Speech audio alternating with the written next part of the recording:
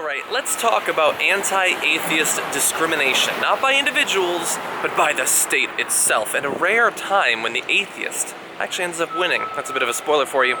The atheist in this case is named Barry Hazle Jr. Now, he had been locked up by the state of California for drug possession charges. He'd already served a year.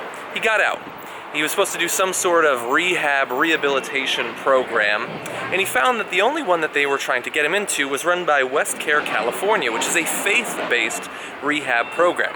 Now, he made clear to them that he didn't want to do that. He would be willing to go to a rehab program, but he wanted it to be a non-faith-based one.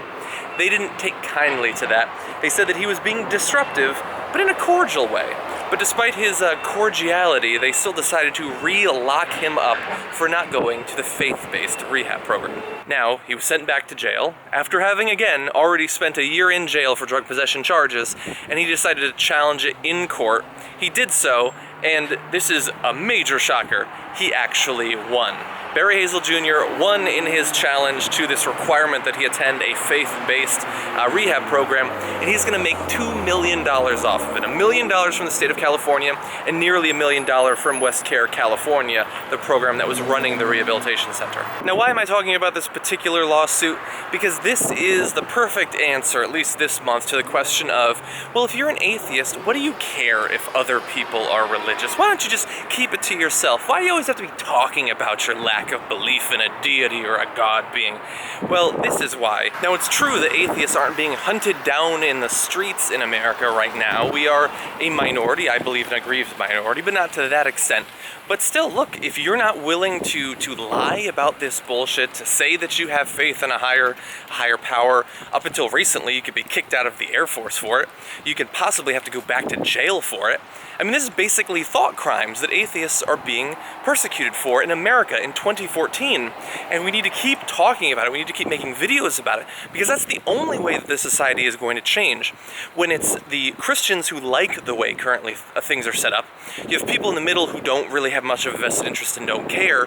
If the atheists aren't loud, then the only voices being heard, the only perspective being talked about and discussed is the Christian perspective, and that can't go on. We can't have people being sent into jail because they won't attest faith in a higher power that they don't even believe in. And of course, that's leaving aside how ridiculous it is that a guy was spending a year in jail for drug possession. When people who say that the war on drugs is like made up by liberals, they always say, no, these are only people who were like doing crimes while selling drugs. People who just possess drugs never spend any time in jail. Obviously, that's ridiculous. Now, preferably, of course, we wouldn't have to have a case like this in America in 2014, but at least the court did decide in what I think is a just fashion, and he will be compensated for the crimes that have been committed against him.